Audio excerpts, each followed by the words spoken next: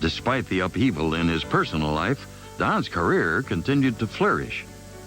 In 1964, Knotts landed his first starring role in The Incredible Mr. Limpet, an innovative movie which combined live action and animation, playing a man who loves fish so much he becomes one.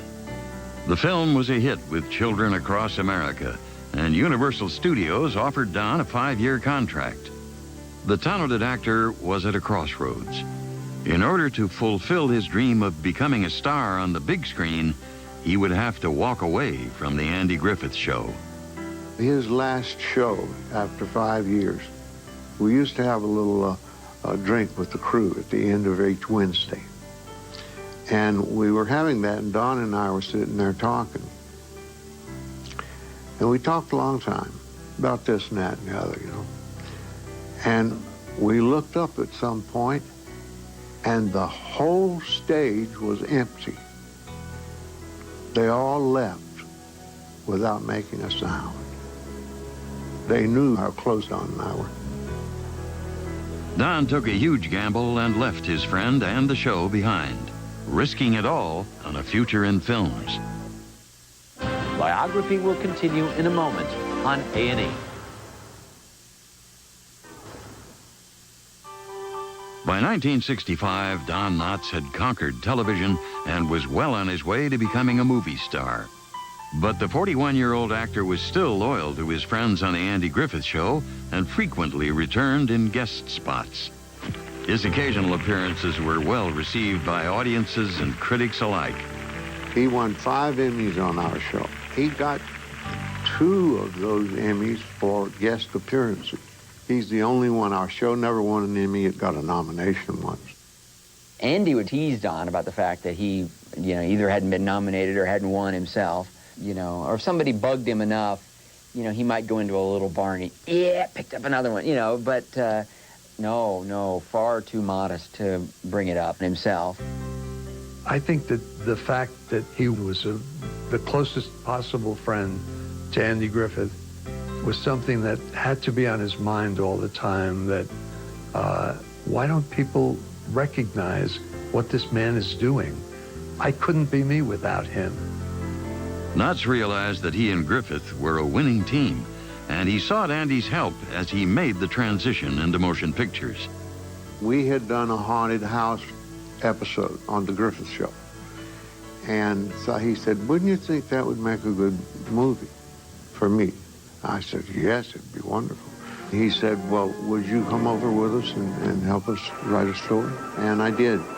The comedy was called The Ghost and Mr. Chicken, in which Don played Luther Heggs, a nervous, slightly dim-witted typesetter for the local newspaper. The genius of Don, that he does use his own body and facial expressions and everything as a character. And he comes equipped with this very, very funny guy. Isn't it true, Heggs, that you were offered a full-time job as a reporter if you brought back a sensational story from that house? No, that's not true. I saw those things. Yes. I heard those things. He heard those things. I saw the bloodstains on the keys, and they're still there. The Ghost and Mr. Chicken was a hit with families across America, and Don was soon seen in a string of highly profitable, wholesome comedies. Look at me, I'm an astronaut. Reluctant astronaut. See Don ride the rocket sled at 1,100 miles an hour.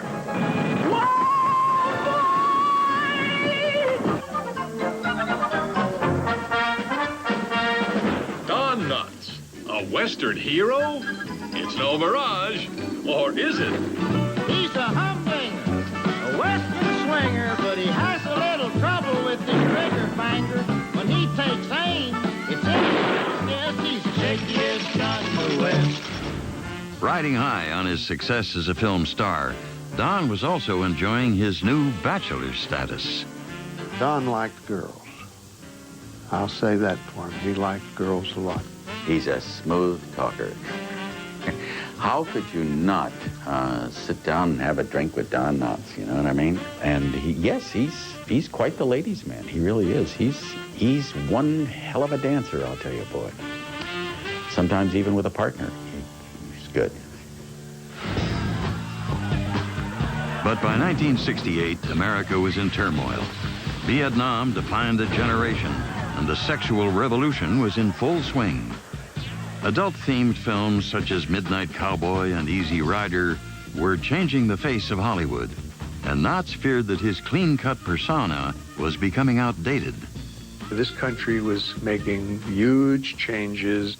People, they had all kinds of other problems, and going to see family films was not something they wanted to do. On with the show!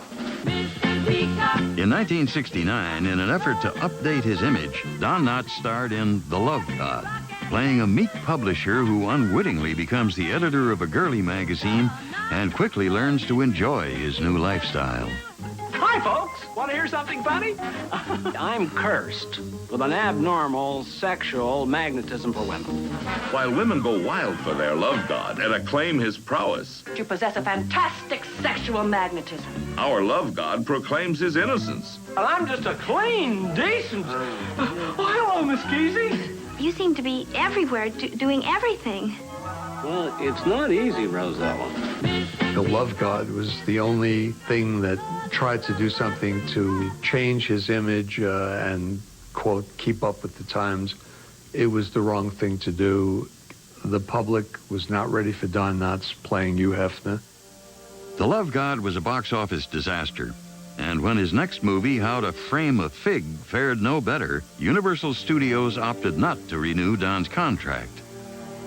On the heels of this professional disappointment, Knotts was devastated to learn that his beloved 86-year-old mother was seriously ill. Distraught, he rushed home to be by her side just days before she passed away. He really loved his mother very dearly, and I think that was quite traumatic when she passed away. He came to visit me for about 3 or 4 days, consoling him. Don was profoundly saddened by his mother's death, and with his movie career at a standstill, he took stock of his life. Returning to television in 1970, Don took a bold step and decided to host his own variety program simply titled The Don Knotts Show. But the shy and private character actor found it difficult to face the audience as himself. He always felt he was an actor who played comedy, but you have to give me a character to play. And I kept saying, you know who the character is on the show? It's a guy named Don Knotts. But it didn't work. After only one season, Don asked to be let out of his contract. The talented comedian was suddenly unemployed. And with no one by his side, the future for Don Knotts was no laughing matter. Biography.com. Join the new online book club and get connected. In 1971, the resilient Don Knotts breathed new life into his career by returning to the theater, where he starred in a wildly successful tour of Neil Simon's hit comedy, The Last of the Red Hot Lovers. That same year, the 47-year-old actor met Laura Lee Chuckna, a gregarious 24-year-old from the Midwest. I met Don on a blind date. I expected to see some variant of Barney Fife, maybe. In comes this very well-dressed, charming, modest, gentle, really down-to-earth person. And he sits down, and he was kind of a charmer, kind of a ladies' man. And I was smitten. She was very bright, very personable and cheerful. She liked the glamour and the parties, and I think that was good for him because he tends to be a little bit reclusive sometimes. The couple soon began to spend all of their free time together. And Laura Lee did her best to deal with Don's continuing anxieties about his health. He's just so dear. You just want to hold him in your arms and protect him. He had that vulnerability. I think he had a lot of anxiety that he carried from childhood. I believe that it channeled itself into concerns about his health. It also, of course, created the humor that he escaped into. After dating for 3 years, the pair married on October 12th, 1974. We got married in Maui, and at the wedding reception, somebody kicked him in the leg. Well, he had had a blood clot years ago and was really concerned, so we didn't go on our honeymoon. We came back to LA, and my parents went on our honeymoon. You don't go into any marriage blindly. You pull together as a team.